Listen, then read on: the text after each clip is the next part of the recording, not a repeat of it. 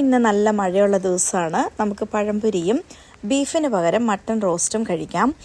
എപ്പോഴും നമ്മൾ beef roast ആണല്ലോ കഴിക്കുന്നത്. ഇന്ന് നമുക്കൊരു ചേഞ്ചിനായിട്ട് മട്ടൺ റോസ്റ്റ് പഴംപൊരിയോടുകൂടെ കഴിക്കാം. അതിനായിട്ട് നമുക്ക് മട്ടൺ റോസ്റ്റ് എളുപ്പത്തിൽ തയ്യാറാക്കിയെടുക്കാം. വലിയ ആർഭാടങ്ങളൊന്നും ഇല്ലാതെ സാധാരണ നമ്മൾ ചെയ്യുന്നത് പോലെ നമുക്ക് രുചികരമായിട്ടുള്ള മട്ടൺ റോസ്റ്റ് തയ്യാറാക്കിയെടുക്കാം.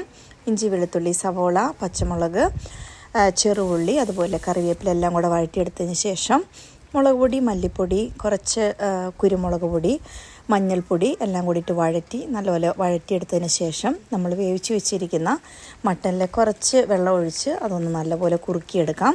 അതിനുശേഷം വേവിച്ച് വെച്ചിരിക്കുന്ന മട്ടനും ബാക്കി ആ വെള്ളം കൂടെ ഒഴിച്ച് ഉപ്പും ആവശ്യത്തിന് നോക്കിയിട്ട് അടച്ച് വെച്ച് നന്നായിട്ടൊന്ന് വേവിച്ചെടുക്കാം. ഇപ്പോൾ തന്നെ നല്ല റോസ്റ്റായിട്ട് വന്നിട്ടുണ്ട്. ഇനി നമുക്ക് ആവശ്യത്തിന് വേണ്ട കുറച്ച് നമ്മുടെ മല്ലിയില ഇട്ട് കൊടുക്കാം. അതിനുശേഷം ഒരിക്കൽ കൂടെ ഒന്ന് മൂടി വെച്ച് നല്ല റോസ്റ്റ് രീതിയിലായി കിട്ടും. നമ്മുടെ പഴംപൊരിയും ബീഫും പോലെ തന്നെ വളരെ ടേസ്റ്റി ആയിട്ടാണ് പഴംപൊരിയും മട്ടനും. ഇതുപോലെ നിങ്ങളും ട്രൈ ചെയ്ത് നോക്കൂ കേട്ടോ.